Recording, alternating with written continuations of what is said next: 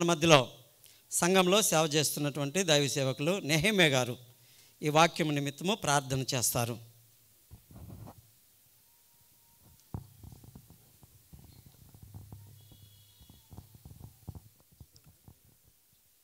ప్రార్థన చేసుకుందామండి. దేవుని సన్నిధిలో ఉన్న మనం ఈ గడిచిన సమయం అంతా మంచి స్తుతి కీర్తనలతో దేవుని మహింపరుచుకున్నాం.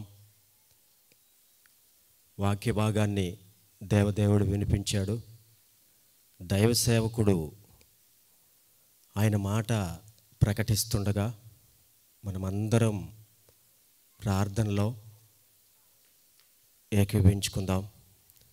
తలలు వంచి కళ్ళు మూసుకొని ప్రార్థనలో ఏకీభిద్దామండి. పరిశుద్ధుడు పరిశుద్ధుడు పరిశుద్ధుడని వేవేల దూతలతో కొనియాడబడే దేవా, మీకు స్తోత్రం స్తోత్రం స్తోత్రం స్తోత్రమయ.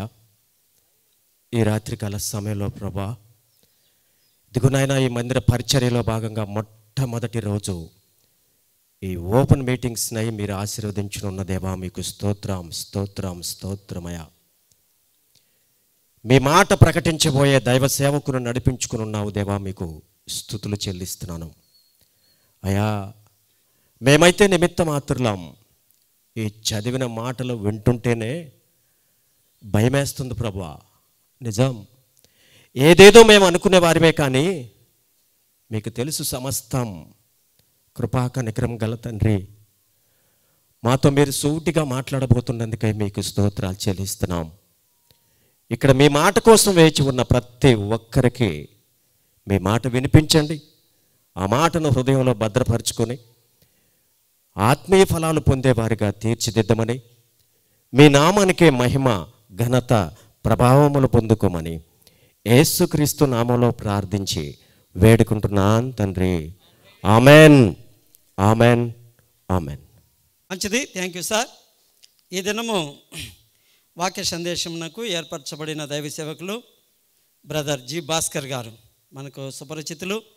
ఎన్నో సందర్భాల్లో మనకు మంచి చక్కటి వాక్య సందేశాన్ని అందించినటువంటి దైవ సేవకులు, నా జత పనివాడు, సహోదరుడు.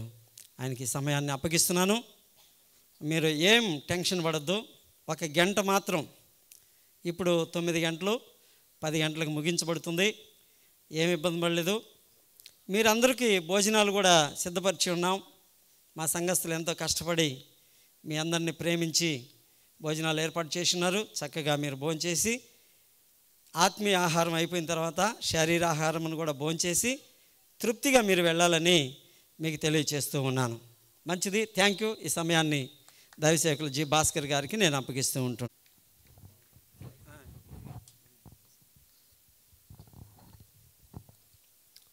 మంచిది. ఈ సంవత్సరం గ్రేస్ పెంతెకోస్తు సంఘము ద్వారా ఏర్పాటు చేయబడిన ఈ సభలను బట్టి ప్రభువును స్తుతిస్తూ ఉన్నాను. అలాగే ప్రత్యేకంగా గ్రేస్ పెంతెకోస్తు సంఘ కాపరి జాన్ పాలనను బట్టి, అలాగే సంఘాన్ని బట్టి, యవనస్తులను బట్టి ప్రభువును స్తుతిస్తున్నాను.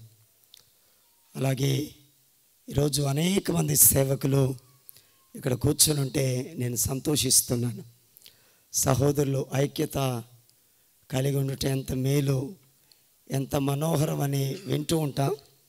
ఈరోజు అందరూ ఇక్కడ ఉండడం, మొదటి రోజే ఉండడం, వారందరికి కూడా నా హృదయపూర్వక వందనాలు తెలియచేస్తున్నాను. అలాగే ఆయా ప్రాంతాల నుంచి ఈ సభల నిమిత్తం వచ్చిన మీ అందరికి కూడా మన ప్రభువు రక్షకుడైన యేసుక్రీస్తు వారి శ్రేష్టమైన నామములో ఈ రాత్రి నా శుభములు వందనాలు తెలియచేస్తున్నాను. నేను స్పెషల్ స్పీకర్ని కాదు. I'm a part of grace Pentecost church.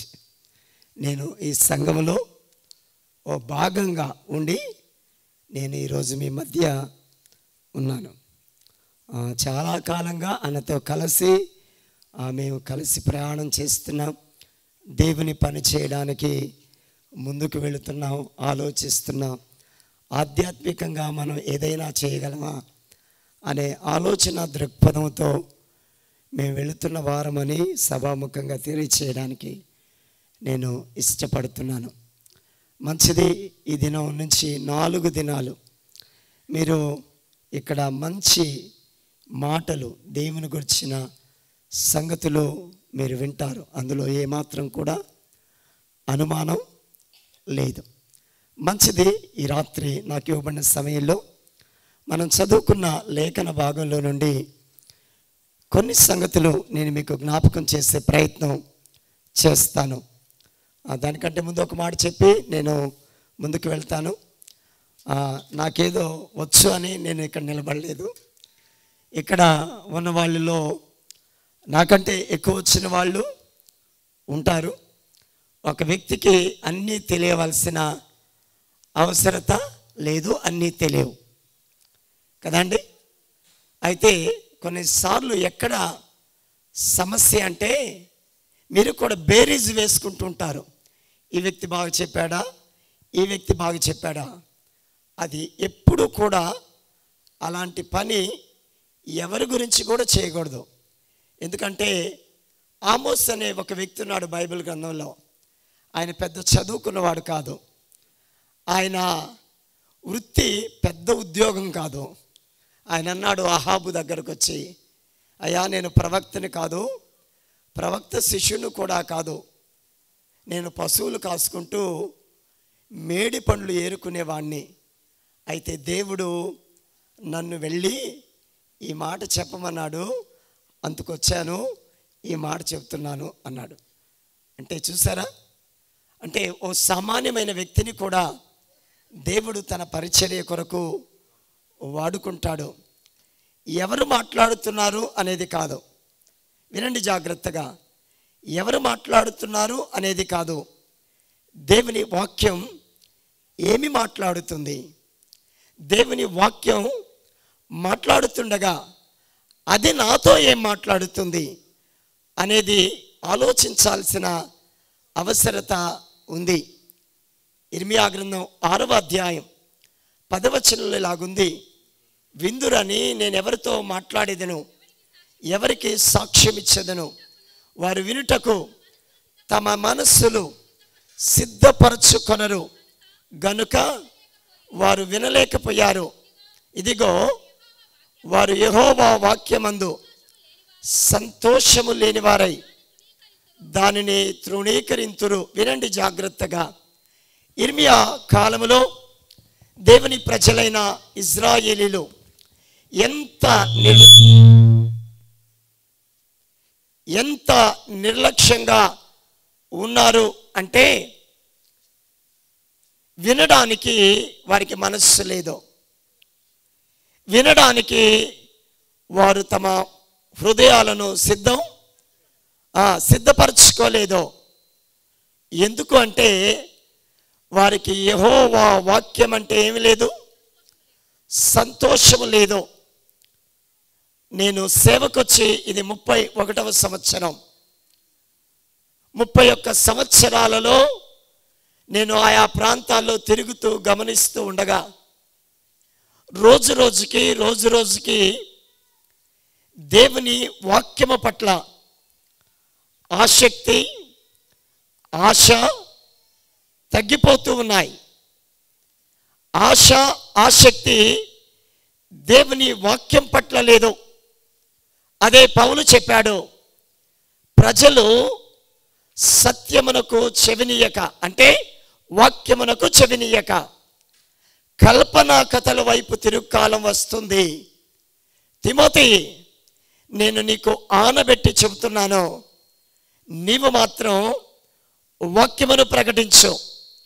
నా 30 ఏళ్ళు నాకు ఆ భయం ఉంది. నేను ఎక్కడ నిలబడినా, అది చిన్న స్థలమైనా తక్కువ సమయమైనా ఏ స్థలములోనైనా నేను వాక్యం మాత్రమే ప్రకటించాలనే భయం కలిగి నేను దేవుని వాక్యాన్ని బోధించే ప్రయత్నం చేస్తాను. మంచిది, రండి. దేవుని వాక్యం పట్ల మనకు ఆసక్తి ఉండాలి, మన హృదయాలు సిద్ధపరచుకోవాలి. ఈ రాత్రి మనం ప్రకటన గ్రంథం 3వ అధ్యాయం 14వ వచనం నుంచి ఒక సంఘాన్ని గురించి అక్కడ మనం చదువుకున్నాం. ఆ సంఘం పేరు లవొదికయ అనే సంఘం. అది చిన్న ఆసియాలో 7 సంఘాలు ఉండేవి మొదటి శతాబ్దంలో. ఆ 7 సంఘాలలో ఒక సంఘం 6 సంఘాల గురించి వ్రాసిన తర్వాత 7వ సంఘాన్ని గురించి వ్రాశాడు. మీ దగ్గర ఉన్న బైబిల్ గ్రంథంలో చివరిలో మ్యాపులు ఉంటాయి. చివరి మ్యాప్లో రైట్ సైడ్ మ్యాప్లో ఉంటుంది లవొదికయ అనే పేరు ఉంటుంది. దాని చుట్టుపక్కల ఎఫెసు, కొలసై, ఇలాంటి స్ముర్నా ఇలాంటి సంఘాలు దాని చుట్టుపక్కల ఉంటాయి. ప్రారంభంలో మొదటి శతాబ్దంలో ఉన్న 7 సంఘాలలో ఒక సంఘం.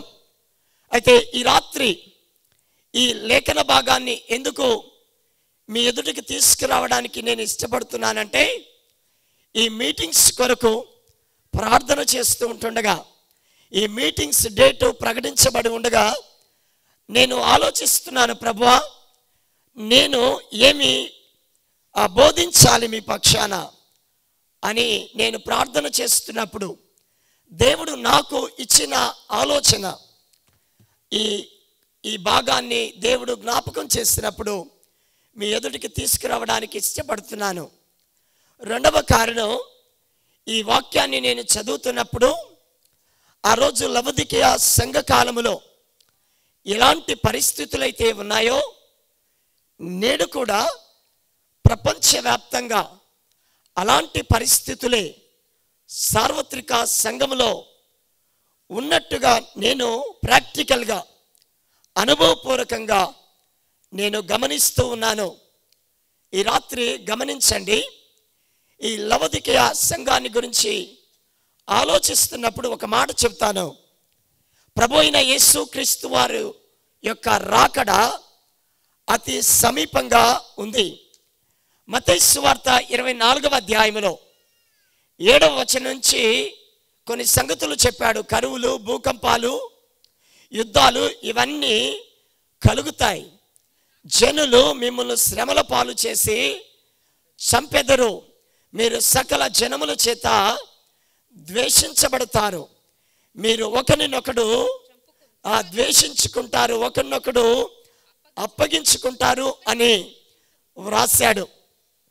సరిగ్గా ఇలాగే నేటి పరిస్థితులు ఉన్నాయి. ఈ మధ్య ఒక 25 దినాల క్రితం ఒక గొప్ప దైవజనుడు చాలా అనర్గళంగా దేవుని వాక్యాన్ని అన్ని మార్గాల నుంచి ఉపదేశించగలిగిన దైవదాసుడు అతి క్రూరంగా చంపివేయబడ్డాడు. దేవుని వాక్యం అదే చెప్తుంది, జనులు మిమ్మల్ని శ్రమల పాలు చేసి చంపుతారు కదండి. ఇది కొత్త కాదు. దేవుడు ప్రభు అయిన యేసు క్రీస్తు వారు ఆయన రాకడకు ముందు ఏం జరుగుతుందని ఆయన చెప్పాడో అవే నేడు జరుగుతున్నాయి. ఇది క్రొత్త కాదు, అవి జరుగుతాయి, ఇంకా జరుగుతాయి అని దేవుని వాక్యం చెప్తుంది. సరిగ్గా ఒక 20 రోజులు, ఒక 25 రోజుల క్రితం మయన్మార్లో భయంకరమైన భూకంపం వచ్చింది. 300 అంతస్తులో కలిగిన భవనం కూలిపోయింది. ప్రతిరోజు భూమి ఎక్కడో చోట కంపిస్తూ ఉంది. అంటే వీటిని బట్టి యేసు క్రీస్తు ప్రభువారు ఆకాశ మండలానికి ఆయన రాబోతూ ఉన్నాడు. యేసు క్రీస్తు ప్రభువారు ఆకాశ మండలానికి రాబోతుంటుండగా రెండవ రాకడలో జరిగే మొదటి సంఘటన ఏంటి అంటే సంఘము ఎత్తబడడం. యేసు క్రీస్తు ప్రభు యొక్క రెండవ రాకడలో ఆయన ఆకాశ మండలానికి వచ్చినప్పుడు సార్వత్రిక సంఘం కదండి. ఈరోజు ఒక్కొక్క గ్రామంలో ఒక్కొక్క సంఘానికి ఒక్కొక్క పేరుంది, కానీ సార్వత్రికంగా ఒకే సంఘం ఈ 7 ఖండాలలో ఉంది. ఆ సంఘం ఎవరు? క్రీస్తు రక్తము చేత కడగబడి తమ వస్త్రములను ఉదుక్కొని తెలుపు చేసుకున్న ఓ గొప్ప సమూహం వారు ఆ సంఘం. ఆ సంఘం కోసం రాబోతున్నాడు. రెండవ రాకడలో మొదటి ఘట్టం సంఘటన యేసు ప్రభు ఆకాశ మండలానికి వచ్చినప్పుడు భూమి మీద ఉన్న సంఘం, ఆయన స్వరక్తం ఇచ్చి సంపాదించుకున్న సంఘం, ఆయన కొన్న సంఘం, ఆయన కడుతున్న సంఘం, ఆయన సిద్ధపరుస్తున్న సంఘం ఏమవుతుంది? ఆకాశ మండలానికి ఆయన వచ్చినప్పుడు సంఘము భూమి మీద నుండి ఎత్తబడుతుంది. అంటే ఇప్పుడు యేసుక్రీస్తు ప్రభు ఆకాశ మండలానికి వస్తుంది కదండి. గొప్ప పాస్టర్ల కొరకు కాదు, గొప్ప సంఘాల కొరకు కాదు, సార్వత్రిక సంఘం కొరకు. అర్థమవుతుందన్నమాట. గొప్ప ఇండివిజువల్స్ కోసం రావటం లేదు, వ్యక్తుల కోసం రావటం లేదు, చిన్న చిన్న గుంపుల సంఘాల కోసం రావటం లేదు. ప్రపంచవ్యాప్తంగా క్రీస్తు రక్తము చేత కడగబడిన సార్వత్రిక సంఘము కొరకు రాబోతూ ఉన్నాడు. సంఘము ఎత్తబడుతుంది. అంటే యేసుక్రీస్తు ప్రభువుకు ఈ భూమి మీద విలువైంది ఏంటి అంటే ఏంటి? సంఘం కదండి. అందుకని యేసు ప్రభు ఈ లోకంలో ఉన్నప్పుడు అన్నాడు, మత్తయి సువార్త 16వ అధ్యాయంలో, పాతాళ లోకపు ద్వారములు దాని ఎదుట నిలువనేరవు అన్నాడు. అంటే అతి శక్తివంతమైనది వ్యక్తులు కాదు, అతి శక్తివంతమైనది క్రీస్తు స్వరక్తమిచ్చి సంపాదించిన తన సంఘము అని జ్ఞాపకం చేసుకోవాలి. అలాగైతే ఈ రాత్రి ఆ సంఘము కొరకు ఆయన రాబోతూ ఉంటుండగా మనము లవొదికయ సంఘములో ఉన్న కొన్ని పరిస్థితులను నేను అన్ని జ్ఞాపకం చేయను, కానీ ఒక 3 సంగతులు నేను అందులో నుంచి జ్ఞాపకం చేసి నా సమయాన్ని ముగిస్తాను. ఆ సంఘమంతటి గురించి చెప్పడానికి చాలా వర్తమానాలు చెప్పాల్సి వస్తుంది. నేను కొన్ని జ్ఞాపకం చేసి నేను ముగిస్తాను. అక్కడ 7 సంఘాలు ఉన్నాయి. ఇది చివరి సంఘం. ఇది ఆసియా మైనర్లో ఉన్న చిన్న ఆసియాలో ఉన్న 7 సంఘాల్లో ఒక సంఘం. ఈ లవొదికయ సంఘాన్ని గురించి మనం చదివినప్పుడు ప్రతి సంఘాన్ని గురించి ఆయన మెచ్చుకున్నాడు. ఎఫెసీ గురించి మెచ్చుకున్నాడు, స్ముర్న గురించి మెచ్చుకున్నాడు, పెర్గమ గురించి మెచ్చుకున్నాడు, తుయతైరా గురించి మెచ్చుకున్నాడు, సార్దిస్ గురించి మెచ్చుకున్నాడు, ఫిలదెల్ఫియా గురించి మెచ్చుకున్నాడు. లవొదికయ సంఘాన్ని గురించి మాత్రం ఆయన ఒక్క మెప్పు కూడా ఆయన చెప్పలేదు. అంటే ఈ సంఘం యొక్క దీన స్థితి అక్కడ మనకు కనబడుతుంది. ఈ సంఘాన్ని మెచ్చుకోలేదు ఆయన. ఎందుకు అంటే అక్కడే మనం చూస్తాం. ఈ రాత్రి నేను మీ ఎదుటికి 3 సంగతులు తీసుకొచ్చే ప్రయత్నం నేను చేస్తాను. 3వ అధ్యాయం రండి, ఆ మాట నేను చదువుతాను. 15, 16, 17 వచనాలు చదువుదాం. నీ క్రియలను నేను ఎరుగుదును, నీవు చల్లగానైనా వెచ్చగానైనా లేవు. నీవు చల్లగానైనా వెచ్చగానైనా ఉండినా మేలు. నీవు వెచ్చగానైనా చల్లగానైనా ఉండక నులివెచ్చనగా ఉన్నావు గనుక నేను నిన్ను నా నోట నుండి ఉమ్మివేయ ఉద్దేశించుచున్నాను. నీవు దౌర్భాగ్యుడవు, దిక్కుమాలిన వాడవు, దరిద్రుడవు, గ్రుడ్డివాడవు, దిగంబరుడవై ఉన్నావని ఎరుగక నేను ధనవంతుడను, ధనవృద్ధి చేసి ఉన్నాను, నాకు ఏమీ కొదువలేదని చెప్పుకొనుచున్నావు. ఇక్కడ వినండి, 3 సంగతులు చెప్పాడు. ఆధ్యాత్మికంగా 3 సంగతులు చెప్పాడు. ఆధ్యాత్మిక గ్రుడ్డితనం, ఆధ్యాత్మికమైన దిగంబరత్వం, ఆధ్యాత్మికమైన దారిద్ర్యత. జాగ్రత్తగా గుర్తుపెట్టుకోండి. ఆధ్యాత్మికమైన గ్రుడ్డితనం, ఆధ్యాత్మికమైన దరిద్రత, ఆధ్యాత్మికమైన దిగంబరత్వం కదండి. స్పిరిచువల్ బ్లైండ్నెస్, స్పిరిచువల్ నేకెడ్నెస్ కదండి అక్కడ వ్రాయబడుతూ ఉంది. స్పిరిచువల్ పావర్టీ, దరిద్రతను గురించి వ్రాసాడు. అయితే అక్కడ నువ్వు వెచ్చగా లేవు, చల్లగా లేవు. నువ్వు ఎలాగున్నావంటే నిలువెచ్చనగా ఉన్నావు. ఎందుకు ఆ మాట అక్కడ వాడబడింది అంటే లవొదికయ ఏ ప్రాంతంలో అయితే ఉందో దానికి పక్కనే హీరోపోలి అనే ఒక ప్రాంతం ఉంది. ఆ ప్రాంతంలో వేడి నీళ్ళ బుగ్గలు ఉన్నాయి. ఆ వేడి నీళ్ళ బుగ్గల్లో నుంచి వచ్చే నీళ్లు ఆరోగ్యానికి అందులో మెడికల్ వాల్యూస్ ఉన్నాయని అవి వాడుకుంటారు. అలాగే కొలసే అనే కింద భాగంలో ఇంకొక పట్టణం ఉంది. అక్కడ మంచి చల్లటి నీళ్లు ఉంటాయి, అవి కూడా ఉపయోగమే. అయితే హీరోపోలి నుంచి నీళ్లను లవొదికయకు పైపుల ద్వారా సెల్యూసెడ్ యాంటియోకస్ అనే వ్యక్తి తన కాలములో పైపులు వేసి అక్కడి నుంచి ఆ నీళ్లను లవొదికయకు తెప్పించుకునేవాడు. అయితే ఆ వేడి నీళ్ళు అక్కడి నుంచి ఇక్కడికి వచ్చేటప్పటికి ఏమైపోయాయంటే ఆ నులివెచ్చనగా అయిపోయాయి. ఆ పోలికతో మాట్లాడుతున్నాడు ఇక్కడ. ఆ పోలికతో ఆయన ఇక్కడ మాట్లాడుతున్నాడు. నీ భక్తి వెచ్చగా లేదు, చల్లగా లేదు, నులివెచ్చనగా ఉన్నావు కదండి. నువ్వు చల్లగా ఉంటే బాగుండేది, వెచ్చగా ఉంటే బాగుండేది. నువ్వు నులివెచ్చనగా ఉన్నావు గనుక నేను నా నోట నుండి ఉమ్మివే ఉద్దేశిస్తున్నాను. ఈ మాట చెప్తుంది ఎవరు? స్వయంగా యేసు క్రీస్తు ప్రభు. ఆ 7 సంఘాలకు ఆయన ప్రత్యక్షపరుచుకున్నాడు. ఒక్కొక్క సంఘానికి ఒక్కొక్క ప్రత్యక్షత ఇచ్చాడు. ఈ దీంట్లో కూడా ఆ మాట ఉంది, ఆమెను వాడు నమ్మకమైన సత్య సాక్షి, దేవుని దృష్టికి ఆదినైన వాడు అని ప్రత్యక్షపరుచుకున్నాడు. నేను వాడి జోలికి వెళ్ళను.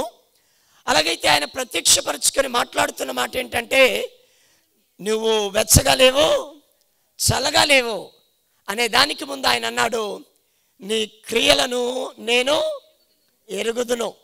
ఈ రాత్రి వినండి, ఇక్కడ ఉన్న మనందరి క్రియల గురించి మనం ఎవరు ప్రభువుకి చెప్పాల్సిన అవసరం లేదు. మనందరి క్రియలు టాప్ టు బాటం, అరికాలు మొదలుకొని నడినెత్తి వరకు ఆయనకు సమస్తం తేటగా తెలుసు. ఎంత తెలుసు అంటే, నీ మాట రాకముందే కూడా నీ ఆలోచనలో ఏం పుడుతుందో కూడా తెలుసు. అదే 139వ కీర్తనలో వ్రాయబడింది, చదవద్దు కదండి.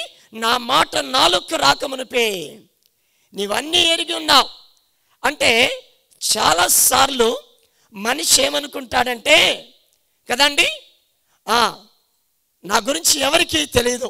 నిజమే, అది మన గురించి సంపూర్ణంగా ఎవరికి తెలియదు. కానీ ప్రభు మాట్లాడుతున్న మాట ఏంటంటే, నీ క్రియలు నేను ఎరుగుదును కదండి. ఆయన ఊరికే మాట్లాడటంలా కదండి, ఆయన రుజువుతో మాట్లాడుతున్నాడు. Whenever God speaks he have evidence. ఆయన ఎప్పుడు మాట్లాడినా ఆ మాటకు ఏముంటుందంటే రుజువు ఉంటుంది. ఆ మాటకు రుజువు లేకుండా మాట్లాడు. కానీ మనిషి మాట్లాడితే రుజువులు ఉండవు కదండి. అదే ఇప్పుడు వరకు ప్రవీణ్ పగడాల గారి జీవితంలో జరుగుతూ ఉంది. ఇంకా మనిషి మాట్లాడితే రుజువు ఉండదు, కానీ దేవుడు మాట్లాడితే కదండి ఆ రుజువు ఉంటుంది. ఏమని మాట్లాడుతున్నాడు? నీ క్రియలు నాకు తెలుసు అంటే, ఇక్కడ కూర్చున్న వారి అందరి క్రియలు, అలాగే ఇప్పుడు 800 కోట్ల మంది ఉన్నారు ప్రపంచంలో 7 ఖండాలలో, వాళ్ళందరి క్రియలు కూడా ఆయనకు తెలుసు. ఆయన ఆకాశం నుండి నరులను దృష్టిస్తున్నాడు. వారి క్రియలను విచారించే దేవుడు నీ దేవుడు. అలాగైతే వినండి, ఈ రాత్రి ఆయన నీ క్రియలను ఎరుగుదును అని చెప్పి, నీ భక్తి ఎలాగుందంటే, నువ్వు వెచ్చగా లేవు, చల్లగా లేవు. వెచ్చగా ఉండే నీళ్లు ఉపయోగపెట్టుకుంటారు దేనికో దానికి. అలాగే చల్లగా ఉండే నీళ్లు చల్లగా కొన్నిసార్లు వేడి వాతావరణం నుంచి బయటకు ఇంటికి వచ్చినప్పుడు చల్లటి నీళ్ళతో కడుక్కుంటాం, సేద తీరినట్టు ఉంటుంది, అది కూడా బాగుంటుంది. నిలువెచ్చని నీళ్ళు ఎందుకు ఉపయోగిస్తారు? పుక్కిలించి ఊసేస్తాం. అది ఇంకా అక్కడ ఎలా వాడబడిందంటే వామిటింగ్ లాగా వాడబడింది. ఆయన కదండి. వామిటింగ్ అంటే ఏంటి? అసహించుకుంటున్నాడు కదండి. వారి ఆధ్యాత్మికమైన జీవితాన్ని చూసి కదా ఆయన అసహించుకుంటున్నాడు. ఉమ్మివేయ ఉద్దేశిస్తున్నాను అన్నాడు. అలాగైతే ఈ లవొదికయ సంఘములో ప్రభు చూసిన 3 లోపాలు ఏంటి అంటే ఆధ్యాత్మికమైన గ్రుడ్డితనం కదండి. ఒకవేళ మనం అందరం ఇక్కడ చేరిన మనం అనొచ్చు ఏమని, మేము బాగా చూస్తున్నాం కదండి, మాకెందుకు గుడ్డితనం ఉంది, మా కన్నులు బాగా చూస్తున్నాయి, మాకు దూరం నుంచి కూడా చూపు కనబడుతుంది కదండి అని మనం చెప్పొచ్చు. కానీ ఆధ్యాత్మికమైన గుడ్డితనం ఉంది అంటున్నాడు. ఉంటుందా అలాగా? ఉంటుంది. యేసు ప్రభు స్వయంగా చెప్పాడు మత్తయి సువార్త 15వ అధ్యాయంలో కదండి, మీరు వింటున్నారు, చూస్తున్నారు కానీ కానలేకున్నారు. మీరు చూస్తున్నారు కానీ తన పెదవులతో నన్ను గణపరతురు గాని వారి హృదయం నాకు దూరముగా ఉన్నది. మనుషులు కల్పించిన పద్ధతులు.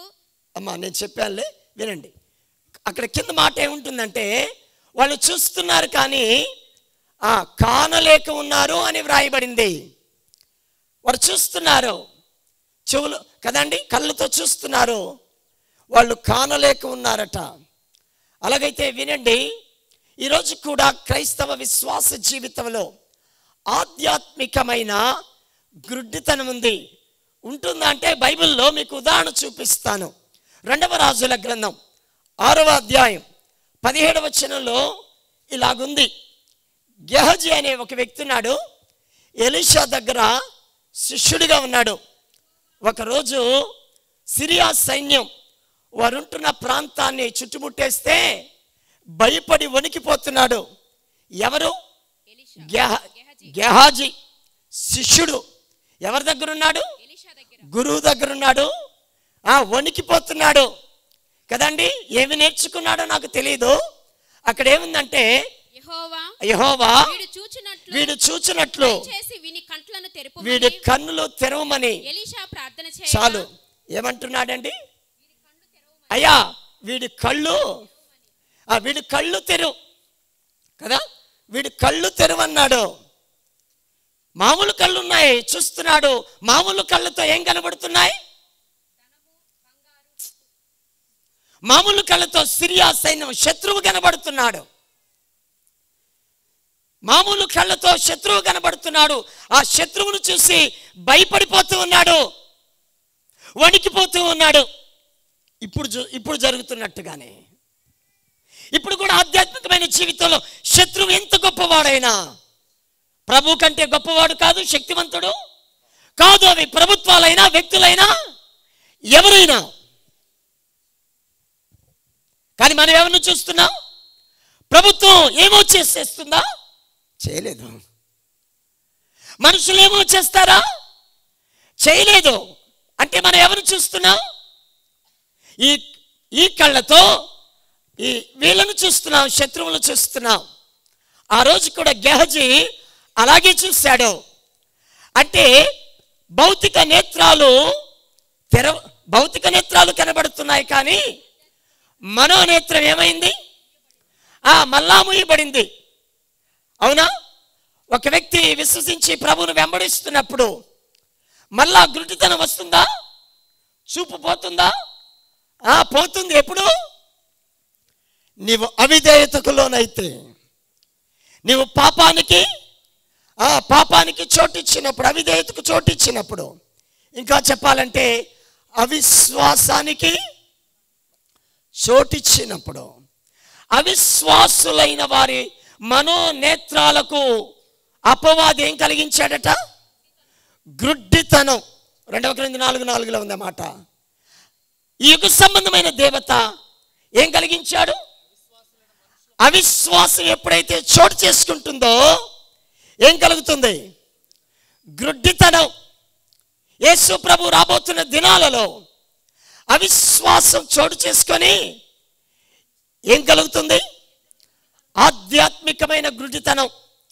అందుకనే శత్రువును చూస్తున్నాం కానీ శత్రువు కంటే గొప్పవాడు దానికి ముందు ఉన్నాడన్న సంగతి చూడటం లేదు. గెహజీ కూడా శత్రువుని చూస్తున్నాడు. శత్రువుకు ముందెవరున్నారు? అగ్ని రథములు, అగ్ని గుర్రాలు ఉన్నాయి. దేవుని యొక్క కాపుదల ఉంది.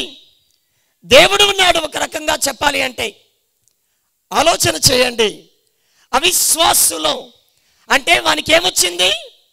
అవిశ్వాసం అతనికి గ్రుడ్డితనం కలుగ చేసింది.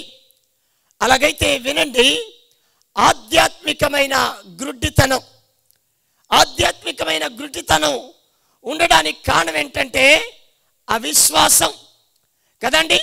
అవిశ్వాసం తర్వాత ఎందుకు గ్రుడ్డితనం వస్తుందంటే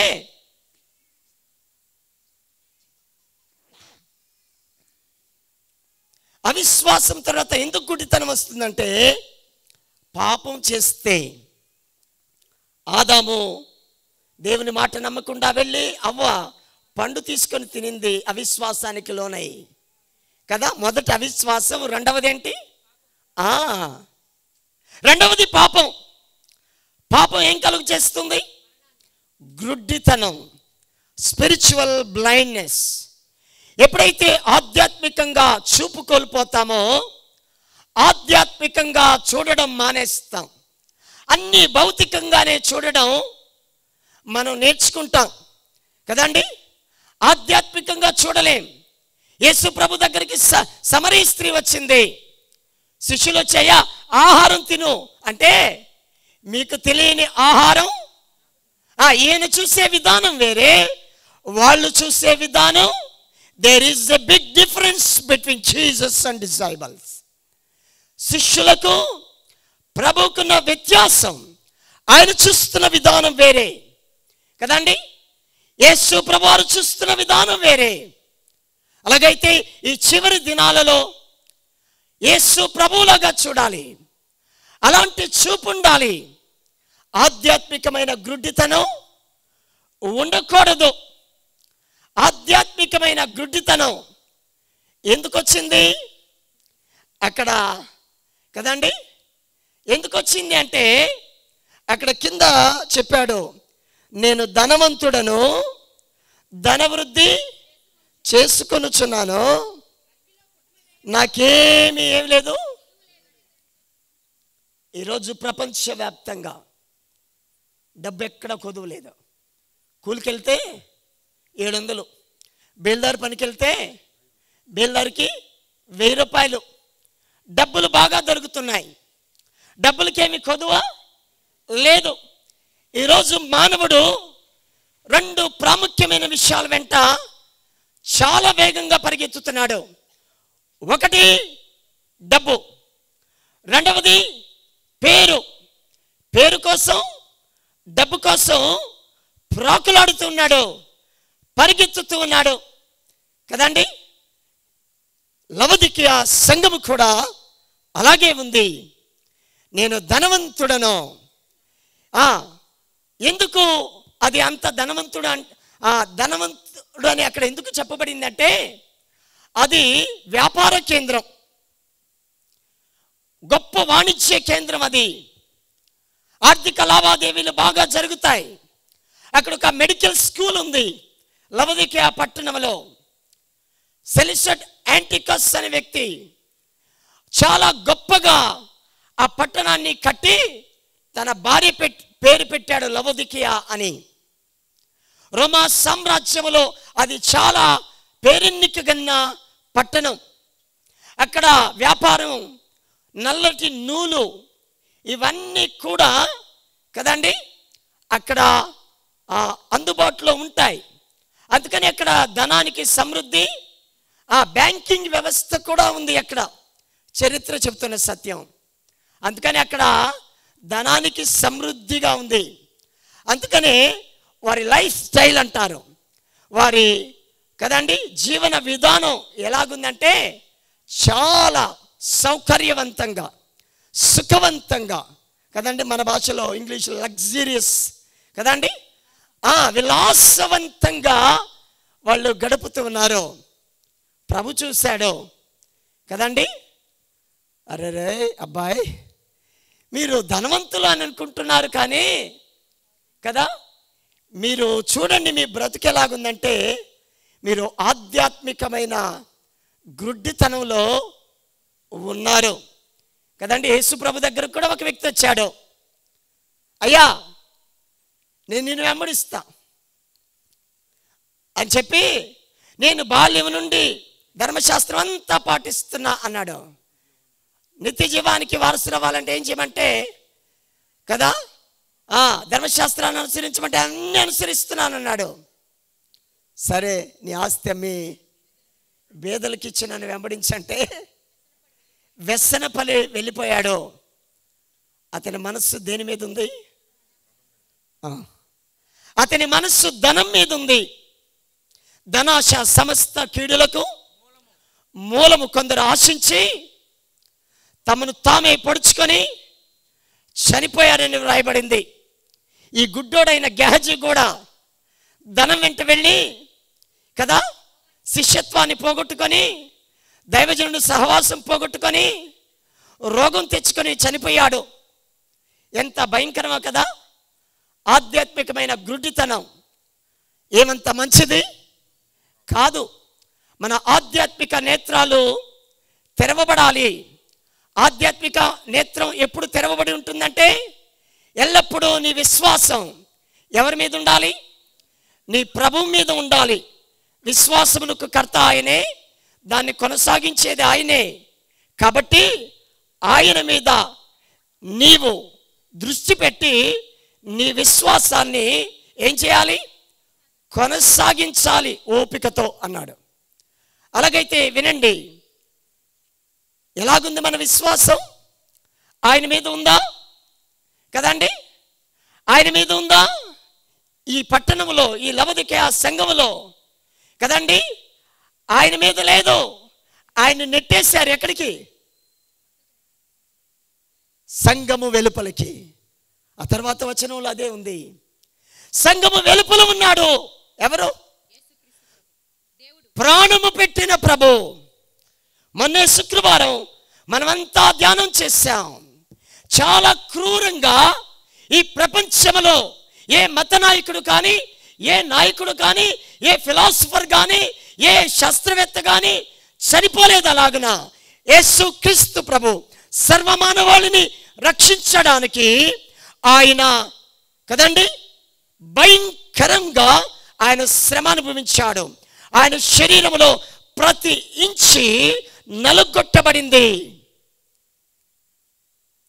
ఆయన శరీరం అంతా గాయపరచబడింది.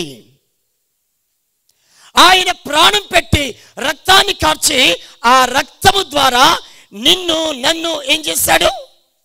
కొన్నాడు.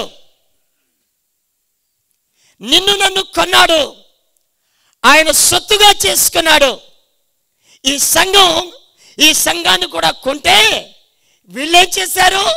నువ్వు మాకొద్దు, మాకు డబ్బు ఉంది, నువ్వు వెళ్ళిపో కదండి. వీళ్ళు వెళ్ళిపోమల్లా. వీళ్ళ దృష్టి ఎప్పుడైతే డబ్బు మీద ఉందో అప్పుడు ఆయనే ఎక్కడికి వెళ్ళిపోయాడు? సంఘం బయటికి వెళ్ళిపోయి పాపం మౌనంగా లేండి కదా, తడుతూ ఉన్నాడు. ఆయన తడుతూ ఉన్నాడు. ఎవడైనా తీస్తాడేమో, ఎవడైనా తన హృదయాన్ని తెరుస్తాడేమో అని తడుతూ ఉన్నాడు. ఈ రాత్రి ఆలోచన చేయండి. ఈరోజు కూడా పరిస్థితి అదే. సంఘాలలో ధనం పెరిగింది, ఉద్యోగాలు పెరిగాయి, డబ్బు సంపాదిస్తున్నాం. ఏం జరుగుతుంది? సంఘాలలో పెత్తనం జరుగుతుంది. ఎవరిది? ధనవంతులది. ఆధ్యాత్మికమైన విధానానికి చోటు లేదు. పరిశుద్ధాత్మ దేవునికి చోటు లేదు. శరీరము సంఘములో చోటు చేసుకుంది. శరీర సంబంధులు సంఘములో చోటు చేసుకున్నారు. శరీర రీతిగానే సంఘము ఆలోచిస్తూ ఉంది. అబద్ధమా? మీరు అబద్ధమని మీరున్న వాళ్ళందరూ చెప్పినా నేను 100% అదే సత్యం అని చెప్తున్నాను. ఎందుకంటే పరిశుద్ధ గ్రంథం చెప్తుంది కదండి, when scripture tells God tells. లేఖనము చెప్తుందంటే దేవుడు చెప్తున్నాడు. లేఖనం చెప్తుందంటే దేవుడు చెప్తున్నాడు. ఎందుకు? లేఖనమే దేవుడు. అలాగైతే లవొదికయ సంఘం వారి ధనవృద్ధి చేత ప్రభువుని పక్కకి నెట్టేశారు. ఆయన సంఘం వెలుపల ఉన్నాడు. ఈ దినాలలో కూడా కదండి, పోయిన శనివారం కావల్లో ఒక సంఘంలో ఉన్నాను. చాలా ఆధ్యాత్మికమైన సంఘం. ఆ సంఘం అంటే కొంచెం పేరున్న సంఘం కావల్లో కూడా. ఆ రాత్రి మీటింగ్కి ఆ స్థానిక సంఘంలో పెద్ద పెద్ద ధనవంతులు ఎవరు రాలేదు. సేవకుడు కన్నీరు కార్చాడు. 62 సంవత్సరాల పరిచర్య కలిగిన సంఘం. ఎందుకు రాలేదో? అక్కడికి వచ్చిన వాళ్ళందరూ పేదలే. వీళ్ళెందుకు రాలేదు ధనవంతులు? వాళ్ళు రావాలంటే ఇంటర్నేషనల్ స్పీకర్ కావాలి. వాళ్ళు రావాలంటే పేరు ప్రఖ్యాతులు కలిగిన స్పీకర్ రావాలి. వాళ్ళు రావాలంటే ఆ ధనవంతులు బాగా డబ్బున్న కోటు కారు కదండి, బెంజ్ కార్లు వచ్చే స్పీకర్ కావాలి. అలాంటి వాళ్ళు ప్రభువుకు అవసరం లేదు. మీరు చదివితే మత్తయి, మార్కు, లూకా, యోహాను సువార్తల్లో ఏ ఒక్క ధనవంతుడి ఇంటికి ఆయన స్వయంగా వెళ్ళలేదు పిలిస్తే తప్ప. అదే పేదవాడింటికి ఆయనే వెతుక్కుంటూ వెళ్ళాడు. ఎందుకో తెలుసా? పేదలకు సువార్త ప్రకటించడానికి ఆయన నన్ను అభిషేకించాడు. పేదలకు సువార్త ప్రకటించడానికి ఆయన నన్ను అభిషేకించాడు కదా. అలాగైతే వినండి, ఈ దినాలలో కూడా అదే ధన గర్వం, ధనము మానవుణ్ణి ఏలుతూ ఉంది. అలాగైతే ఈ రాత్రి వినండి, యేసుప్రభు అన్నాడు, ధనవంతుడు పరలోక రాజ్యంలో ప్రవేశించుట కంటే ఒంటె సూది బెజ్జంలో దూరుట సులభం అన్నాడు. అలాగైతే ఈ రాత్రి ఆలోచన చేయండి. అంటే ధనం ఉండడం తప్ప అంటే బైబిల్ అలా చెప్పడం లేదు. ధనం ఉండడం తప్పని బైబిల్ చెప్పడం లేదు. నువ్వు ధనవంతుడు అవడం కూడా తప్పని బైబిల్ చెప్పడం లేదు కదండి. ప్రవీణ్ పగడాల గారు 5 కంపెనీలకు CEO. ఆయన స్వయంగా చెప్పిన వీడియో మాట నేను చెప్తున్నాను. నేను ఈ కంపెనీలు పెట్టింది లాభం సంపాదించడానికి కాదు, పరిచర్య కొరకు, దేవుని, ఆయన మాటలో దేవుని రాజ్య స్థాపన కొరకు, ద కింగ్డమ్ ఆఫ్ గాడ్. ఎందుకు పెట్టాడట? కోట్లు సంపాదించడానికి కాదు. అది ధనవంతుడంటే. అందుకని ఒంటరిగా కదండి, కారులో పోవచ్చు, ఒంటరిగానే వెళ్ళేవాడట. అంటే ప్రతిదీ లెక్క, డబ్బును వ్యర్థంగా ఖర్చు పెట్టడు. ఈరోజు ఇంత వ్యర్థంగా ఖర్చు పెట్టేస్తాము. పెళ్లి చేస్తే వేస్ట్ అయిపోయింది, 1 లక్ష రూపాయలు ఉండద్దు భోజనం కదండి. పేదవాడిని మనం గౌరవించం, పేదవాడిని దగ్గరకు కూడా చేర్చుకోం. ధనవంతుడను కదండి, ఆధ్యాత్మికమైన గుడ్డితనం. ఈ రాత్రి వినండి, మన మనోనేత్రాలు తెరవబడాలి. ప్రభువు చూచినట్టుగా చూడాలి. ఎవరిని చూశాడు? నడుము వంగిపోయిన స్త్రీని చూశాడు ఆయన కదండి. రక్తస్రావం రోగం కలిగిన స్త్రీని చూశాడు. ఓ కుష్ఠరోగిని చూశాడు కదండి. కుంటివారిని, గుడ్డివారిని ఆయన చూశాడు. ఎవరు పట్టించుకోలే. సేనా దెయ్యం పట్టిన వాడిని చూశాడు, వాడిని బాగు చేయడానికి వెళ్ళాడు. వ్యభిచారంలో ఉన్న స్త్రీ దగ్గరికి ఆయన స్వయంగా చూసి ఆమెను చూశాడు. ఇది ఆధ్యాత్మికమైన చూపు. మన చూపు ఎప్పుడు నోట్లు కట్ల కనబడాలి. నోట్లు కట్లే మన ముందు కదా. డబ్బు వెంట పరిగెత్తుతున్నారు కదా, చెప్పండి. ఆధ్యాత్మికమైన గుడ్డితనం, ఆధ్యాత్మికమైన వెలిగింపు నీకుంటే నీవు డబ్బుకు కాదు ప్రాధాన్యత, నీ కొరకు ప్రాణం పెట్టిన ప్రభువుకు నీవు ప్రాధాన్యత ఇస్తావు. ఎందుకు రాలేకపోతున్నావు? ఒకప్పుడు ఒక 40 ఏళ్ల క్రితం మీటింగ్స్ జరిగితే వాహనాలు లేవు, బండ్లు లేవు, ఆటోలు లేవు. ఈ ఎర్రబస్సులు ఎక్కి దిగి మళ్ళీ ఆ రోడ్లో నుంచి ఒక 3-4 కిలోమీటర్లు నడిచి పోయి అక్కడే ఉండి తిని అక్కడే పడుకొని తెల్లారి వెళ్ళేవాళ్ళు. ఆ రోజు ఆధ్యాత్మిక సంబంధమైన ఆకలి ఉంది. ఇప్పుడు ఏం ఆకలి ఉంది? డబ్బు సంపాదన. కారణం ఏంటి? ఆ రోజు వారి మనోనేత్రాలు తెరవబడ్డాయి, ఈరోజు మనోనేత్రాలు మూయబడ్డాయి. డబ్బు సంపాదన తప్పనటం లేదు. మరలా విశ్వాసులకు వచ్చిన తెగులు ఏంటంటే, ముందు వెనుక ఏమి చెప్పాడో వినరు. మధ్యలో ఒక మాట పట్టుకొని ఆయన ఇట్లా చెప్పాడయ్యా, ఏమని? డబ్బు వద్దన్నాడే, డబ్బు లేకుండా ఎట్ట బతికేది? డబ్బు వద్దంటాం లేదు. ఒకవేళ ఇలా అనుకుందాం, ఈ సంఘంలో సేవకుడు ప్రకటించాడు, ఈరోజు 2 రోజులు మీటింగ్స్ అమ్మా అని. అందరు ఎక్కడ ఉండాలి? అందరూ ఇక్కడే ఉండాలి. ఎందుకు? సంవత్సరానికి 2 రోజులు 3 రోజులు 3 రోజులు కూడా దేవునికి ఇవ్వలేవా? 3 రోజులు కూడా ఇవ్వలేనంత బిజీయా? ఒకవేళ అలాగే ప్రభు అనుకుంటే, ప్రభు నీ కొరకు ప్రాణం పెట్టకపోతే మనం ఎక్కడ? ప్రభు మన కొరకు ప్రాణం పెట్టకపోతే మనం ఎక్కడుండే వాళ్ళం? ఆలోచన చేయండి కదండి. అంటే మన స్థానం దేనికి ఉంది? ప్రభుకుందా? ఇదిగో ఈ లవొదికయ సంఘంలో ధనానికి పెద్దపీట వేశారు, కానీ ప్రభుకి పెద్దపీట లేదు. ప్రభు ఎవరు? ప్రాణం పెట్టిన ఆయన. ప్రభు ఎవరు? నిన్ను నడిపిస్తున్న ఆయన. ప్రభు ఎవరు? నిన్ను సిద్ధపరుస్తున్న ఆయన. ప్రభు ఎవరు? నీ కొరకు రాబోతున్న ఆయన. ప్రభు ఎవరు?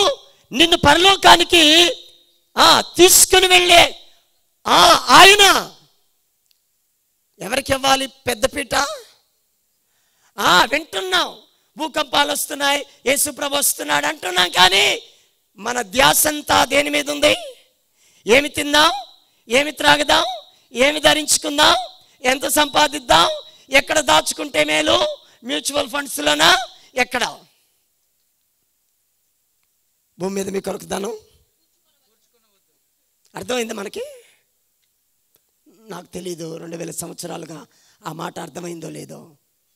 అక్కడ ఇంకో మాట అన్నాడు, ఆ మాటని పరలోకములో కూర్చుకోండి. పరలోకంలో కూర్చుకునే ప్రయత్నం చేయటం లేదు ఇక్కడ మాత్రం. కానీ ప్రవీణ్ పగడాల అనే వ్యక్తి ఎందుకు తెలియని వాళ్ళు కూడా ఆయన గురించి మాట్లాడుకుంటున్నారంటే, ఎందుకు మాట్లాడుకుంటున్నారు తెలుసా?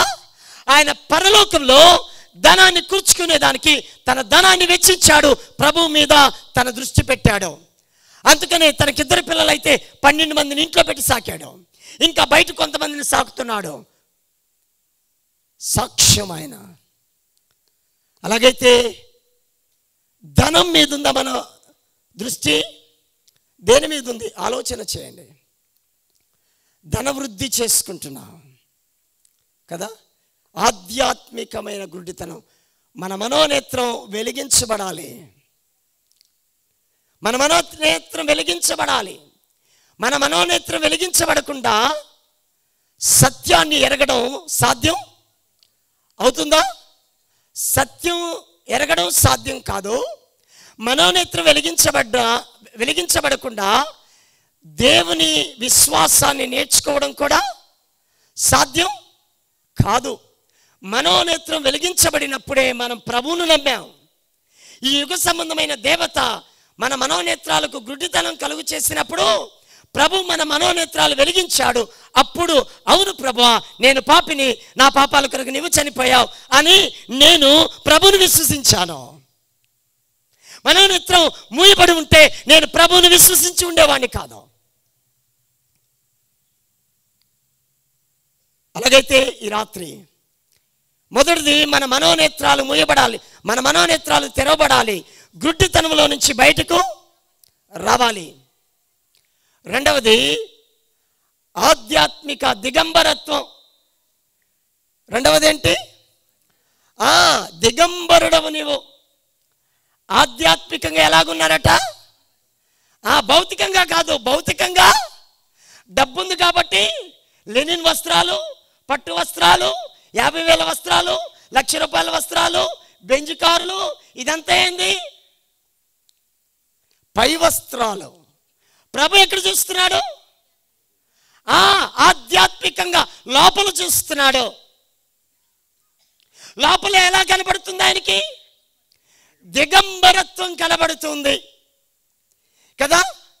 చూస్తే తెల్ల చొక్కా వేసుకొని ఉన్నా నేను. ప్రభు ఈ తెల్ల చుక్కాను చూడ్డా ఆయన ఏం చూస్తాడు? భాస్కర్ హృదయంలో వాడి ఉద్దేశం ఏంటి? ప్రసంగం చేస్తున్నాడు కదా, పేరు వస్తుందనా ఏంటి? నేను నవ్వినా ఆయన తేల్చేస్తాడు అక్కడ కదండి. వీడు ఏంటి అసలు వీడి ఉద్దేశం? ఆయన ఏం చూస్తాడు? ఆయన చూసినప్పుడు ఎలా కనబడుతుంది లవొదికయ సంఘం? ఆధ్యాత్మికమైన దిగంబరత్వం. ఏం పోయింది? వస్త్రం మలినమైపోయింది. ఏ వస్త్రం? రక్షించబడినప్పుడు తెల్లని వస్త్రం ఇచ్చాడు. ఆ తెల్లని వస్త్రం ఇప్పుడు ఏమైంది? మలినమైపోయినప్పుడు ఏం కనబడుద్ది ఆయనకి? ఆ దిగంబరత్వమే. చూడండి పైన 3వ అధ్యాయంలో ఉండండి 3వ అధ్యాయం దయచేసి ఒక మాట నేను చదువుతాను.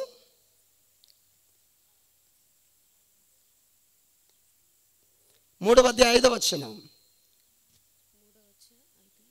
జయించువాడు 4వ వచనం. అయితే తమ వస్త్రములు అపవిత్రపరచుకొని కొందరు సార్దీసులో నీ యొద్ద ఉన్నారు.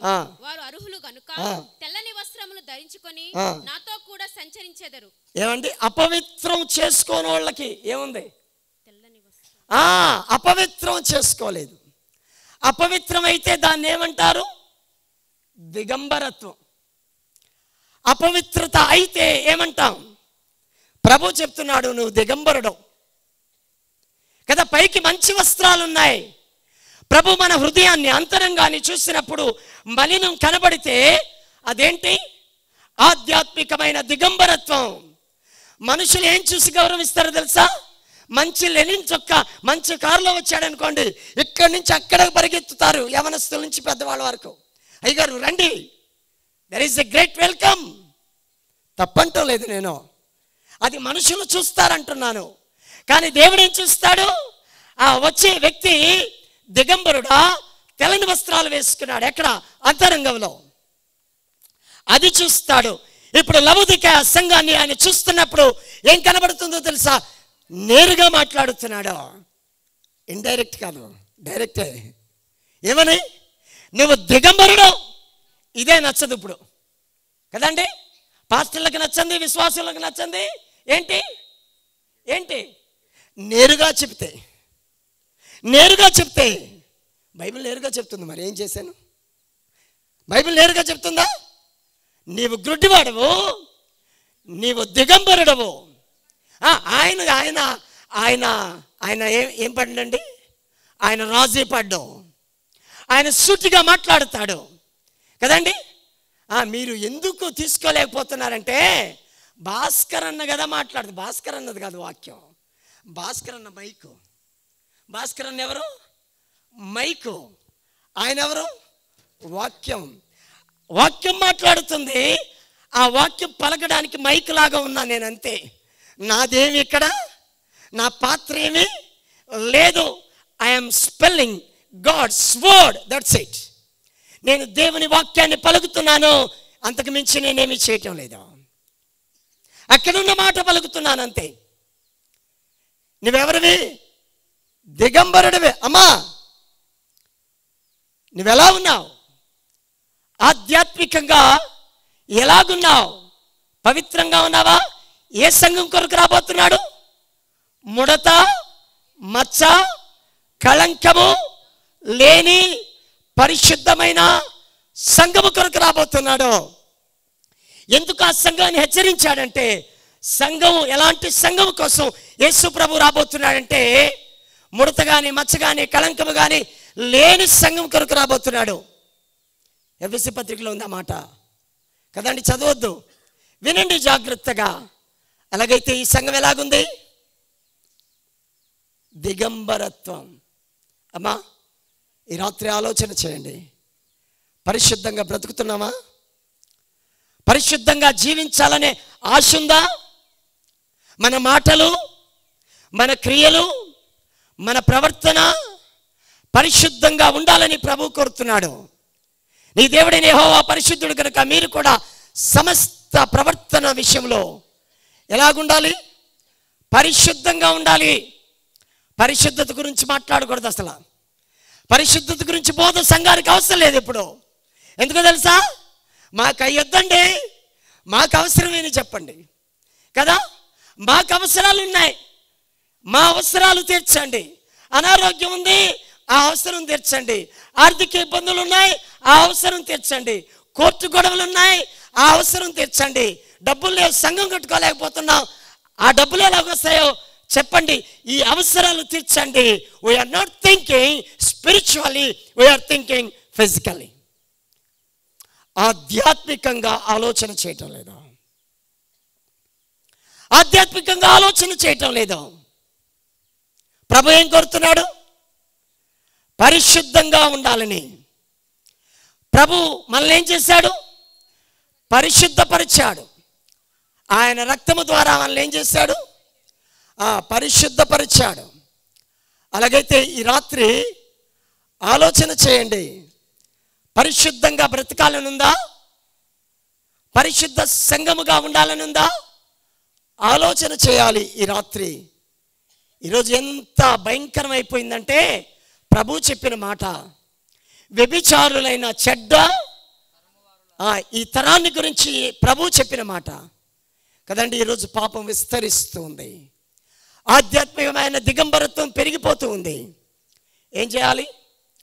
ఆధ్యాత్మికమైన దిగంబరత్వంలో నుండి మనం బయటికి రావాలి. మూడవది ఏంటో తెలుసా కదండి? దరిద్రత.